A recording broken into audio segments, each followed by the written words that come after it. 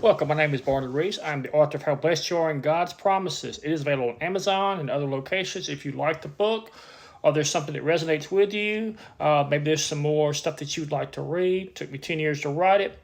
So I'm finishing it up, getting closer and closer to the end. This is chapter 48. There's 58 chapters in this book. This is why a lot of people won't read it. They'll probably skim through it, skip parts in it. What you must understand about your brain and how things work in the law of attraction, in the law of action, vibration, and everything else is repetition. The more you start to believe it, the more you're going to start to receive it. The more that you can get out of a fight or flight mode, the more energy that you're going to conserve for you, what your dreams, your desires of your heart. You have to focus on what you want in life. This is what vision boards help you. This is what affirmations help you while you sleep at night. It helps you to reprogram yourself.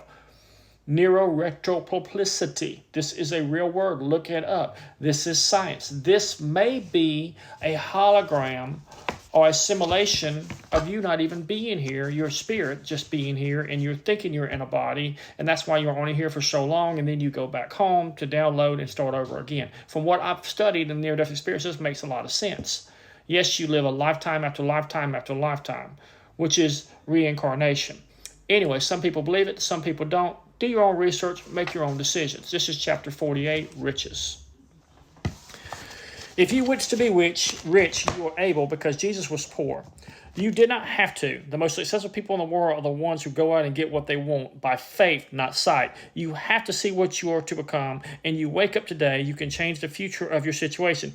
Jesus said, ask anything in my name, and I and my Father hear you and answer you. You will do greater things than I if you only believe. See, Jesus said, when you ask for riches, be ready to change your situation for the better. Meditate on what you can do, not what you cannot. Write down the desires of your heart and go for your dreams and believe God is with you.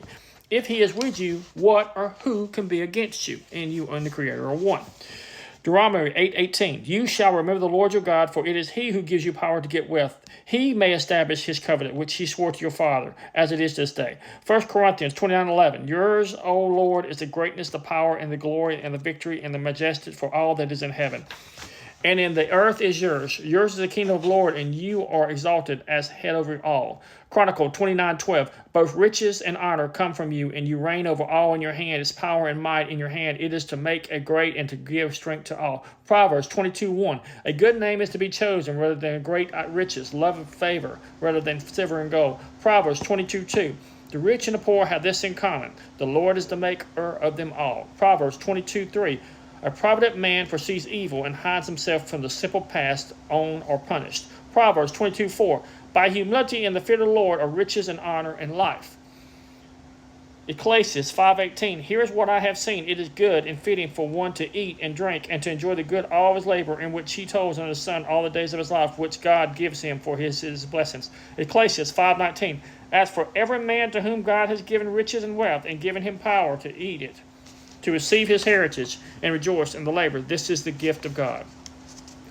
Isaiah 45:3. I will give you treasures of darkness and hidden riches of secret places, that you may know that I, the Lord, who will call by your name, am the God of Israel. Isaiah 45:4. For Jacob my servant's sake, and Israel my elect, I have seen and called you by name. I have named you, though you have not known me. Isaiah 45:5. I am the Lord, there is no other. There is no God beside me. I will gird you, though you have not known me. Isaiah 45:6. They may know from the setting of the sun to its setting, and there is none beside me. I am the Lord, and there is no other. Isaiah 45:7. I form the light and create darkness. I make peace and create calamity. I, the Lord, do all these things. Isaiah 45:8. Rain down your heavens, form above, and let the skies pour down righteousness. Let the earth open, let them bring forth salvation, and let righteousness spring toward. I, the Lord, has created it.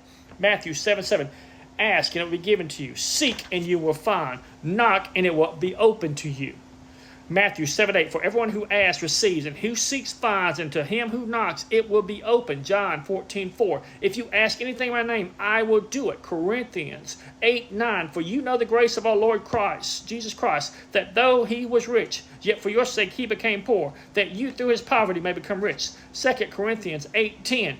And in this I give my advice. It is your advantage not only to be doing what you began and we are desiring to do a year ago. 2 Corinthians 8:11. By now You also must complete the doing of it. This, as there was a readiness to the desire. So also maybe a completion out of what you have. 2 Corinthians 8:12. For if there is first a willing mind, it is accepted according to what one has, and not according to what he does not have. Your riches. I will try to explain this to you as best I can. Have you ever noticed how you are struggling in debt? You just do not seem like it's ever enough to build your first home, your first shop, open a business, going to school or college for the first time, or maybe you're trying to impress a girl or guy on your first date. Here's the truth of the matter. Everything you have or will have is because the Creator of the universe allows you to have it. He gives you life, and it's up to you. You live it more abundantly. I would try to explain when I was younger, I wanted to take martial arts. I would watch the ninja movies like The Master or other karate movies, but I just never could. I would try to explain I was offered a chance to take karate. It was actually Taekwondo, and I was not able to take it because it was an all-black school, and mother forbid it because I was white. However, I did martial arts in life from David Carr at Black Eagle Karate and got to training Kyokushinkai Karate, Hamudo, and I learned how to enroll and do some gymnastics as well. The point I'm making to do not stop believing. You are your worst enemy. Maybe you want to take gymnastics, bowling, football, baseball, boxing, kickboxing, cheerleader, a new hobby, weightlifting, running, track, archery, musical, learn how to play an instrument, or karate, or martial arts. The creative universe is waiting to hear your needs. And then it's up to you to see if through, as she says, goes, you will have to make some changes, some sacrifice. I prefer it to be disciplined. Instead, in other words, do not be afraid to go to college or play that sport, to achieve that short-term goal or achieve that long-term goal, to do better yourself in every way, to push yourself a little each day. I bet you thought I was going to talk about your riches, money, moolah, success, my abilities, or how I'm going to become rich or healthy. I would say this up to you, for you have all the money in the world and still be unhappy. Wealth is how you perceive it. For instance, if you were wealthy, what would you do with the money? I would use me, for instance. Once this book is published and 1 million copies were sold, what would I do? First, I would make sure that God's business was successful. I would buy more cars and make sure his shop had all those tools. I would advertise more so people would find us. I would give back to the community and God's children by making sure people receive food. I would donate an automobile to a needy family once a year or more. I would try to help those I could and those in need. I would start a ministry to help others in small ways by giving money to needy families, but only a certain amount per family. I would start a fund to help those that are having a hard time with their electricity, especially in the cold winter months. I would let the Creator of the universe lead me in what I was to do. I would let others be a blessing to others as well.